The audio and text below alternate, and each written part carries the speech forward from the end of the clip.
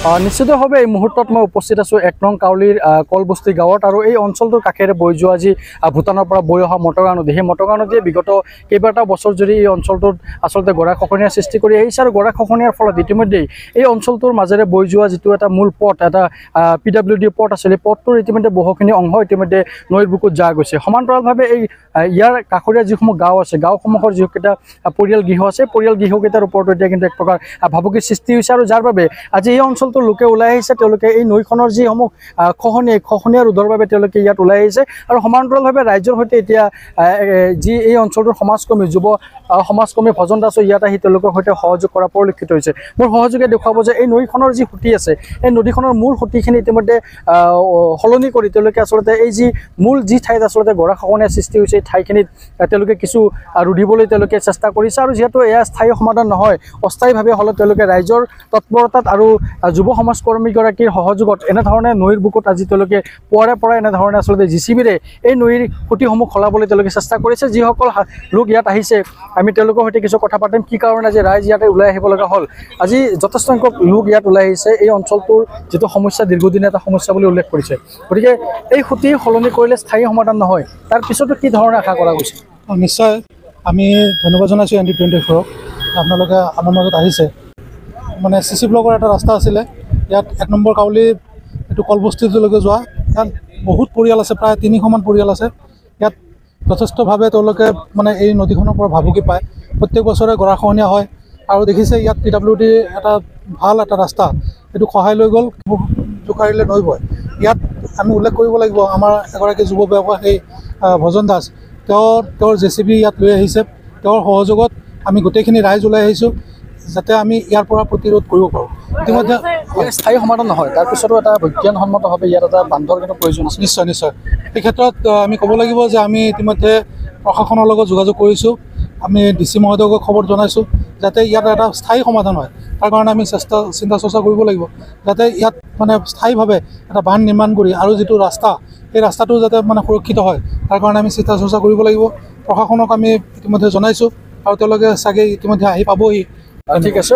আৰু ইফালে দেখুৱাব ইয়াৰ পৰিৱেশখিনি যে ইতিমধ্যে তেওঁলোকে এই যিসকল লোক ওলাই আহিছে, তেওঁলোকে এই যি ১ নং কাউলীৰ আচলতে আজি ইয়াৰ যিটো কলবস্তি নামৰ যিটো গাঁও আছে, গাঁওখনৰ লোকে তেওঁলোকে আজি পুৱাৰে পৰাই এই ইয়াত তেনেধৰণে ওলাই আহিছে আৰু নদীৰ বুকুত তেওঁলোকে নদীৰ যি মূল সুঁতি, এই মূল সুঁতি ইতিমধ্যে তেওঁলোকে অন্য দিশে সলনি কৰি যি স্থানত আচলতে গৰাখহনীয়া হৈছে সেই স্থানত তেওঁলোকে এটা প্ৰতিৰোধৰ তেওঁলোকে সাধাৰণ এটা চেষ্টা এটা কৰিছে। মই উল্লেখ কৰিছোঁ যিহেতু ইয়াৰ স্থায়ী সমাধান নহ'ব। আন যিসকল স্থানীয় লোক আছে আমি তেওঁলোকে সমস্যাটো কিমান দিন ধৰি হৈ আছে? সমস্যাটো ইয়াতে প্ৰায় ৫-৬ বছৰত এনেকৈ চলি আছে বস্তুটো, কিন্তু কোনো প্ৰশাসনৰ লোক কিছু সময় পিছত ইয়াত আহিব, আপোনালোকে গোটেইখিনি বস্তু দৃষ্টিগোচৰ কৰিব। দৃষ্টিগোচৰ আমি কৰিম, তাৰমানে আমাৰ যিটো সমস্যা হৈছে সমস্যাৰ আগত আমি দৃষ্টিগোচৰ কৰিবই লাগিব। যিটো আমাৰ আগত সমস্যা থিয় হৈ আছে, সমস্যাটোকে আমি দৃষ্টিগোচৰ কৰিবই লাগিব। ঠিক আছে। আন যিগৰাকী লোকৰ নেতৃত্বত আচলতে এই গোটেই তেওঁলোকৰ এই কাম কাজখিনি আগুৱাই লৈছে বা ইয়াৰ যিসকল ৰাইজে তেওঁলোকে আজি ইয়াৰ চিন্তা চৰ্চা কৰিবলৈ সক্ষম হৈছে, মই আপোনাৰ পৰা জানিব বিচাৰিছোঁ যে ৰাইজ ইয়াত প্ৰতি বছৰে তেওঁলোকে ইয়াত কৰে, চৰকাৰে যথেষ্টখিনি কৰিবলগীয়া আছে, কিন্তু তাৰ মাজত ৰাইজৰো কিছু কৰণীয় আছে, যাৰ বাবে যে ৰাইজ তেওঁলোকে নিজাববীয়াকৈ ওলাই আহিছে, সমান্তৰালভাৱে আপুনি তেওঁলোকক সহযোগ কৰিবলৈ ওলাই আহিছে। হয়, নাগজুলি পৰিষদীয় যি সমষ্টি তাৰে কাউলী ১ নং কাউলী বুলি এই গাঁওখন, কলবাৰী বুলি কয় আমাৰ কলবাৰী কলবস্তি। তো কলবস্তিৰ যি মটঙা নদীৰ গৰাখহনীয়া, এই গৰাখহনীয়াৰ ফলত আমাৰ PWD ৰাস্তা ১০০ মিটাৰমান ৰাস্তা খহাই লৈ গৈছে আৰু ইয়াৰে মানে যিখিনি ৰাইজ আছে, ৰাইজৰ মোটামুটি ৫-৬০০ ঘৰ ৰাইজ আছে, তাৰে সকলো কিছুমানৰ ৰাস্তা খহাইছে, কিছুমানৰ খেতি মাটিৰ পৰা ধৰি বহুত এনেকুৱা ধৰণৰ ক্ষতি হৈছে। তো কথাটো হ'ল ৰাইজে আগে পিছেও কৰি আছে, কিন্তু ৰাইজে কৰিলেও মানে কামখিনি এতিয়া কিলে মানে স্থায়ী সমস্যাটো সমাধান হোৱা নাই। আজি যদি যিহেতু আজিও স্থায়ী সমাধান নহয়, তাৰ পিছতো চেষ্টা কৰি গৈছোঁ। হয়, ৰাইজৰ লগত মই অলপ সহায় কৰি আছোঁ যাতে এইটোও স্থায়ী সমস্যা সমাধান নহয়, যিখিনি পাৰা যায় এটা ব্যৱস্থা অলপ কৰি আছোঁ।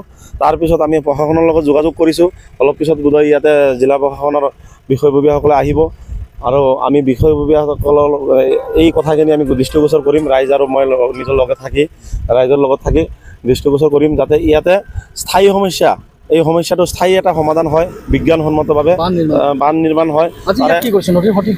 আমি এতিয়া যিটো মটঙা নদীৰ যিটো সুঁতি আমাৰ ৰাস্তা বা ৰাইজৰ ক্ষতি কৰি আছে, এই ক্ষতিটো আমি বেলেগ ফালে মানে সলনি কৰাৰ কাৰণে এটা চেষ্টা কৰি আছোঁ, যাতে এই খন্তেকীয়া হ'লেও মানে সমাধান এটা বিচাৰি কিনে এই ব্যৱস্থা কৰি আছোঁ।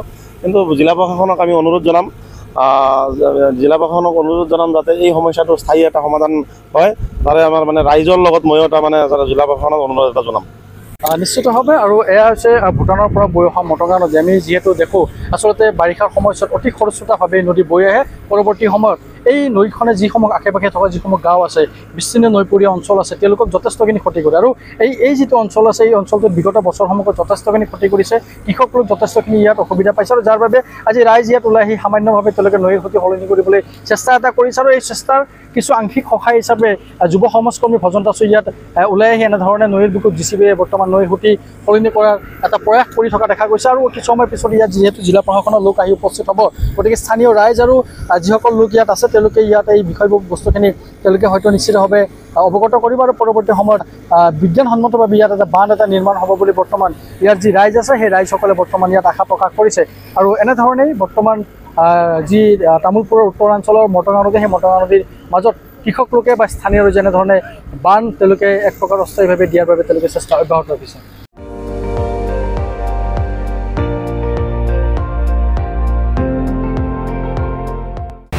আপুনি চাই আছে ND24, সৰ্বশ্ৰেষ্ঠ নহয় সৰ্বোত্তমৰ দৌৰত।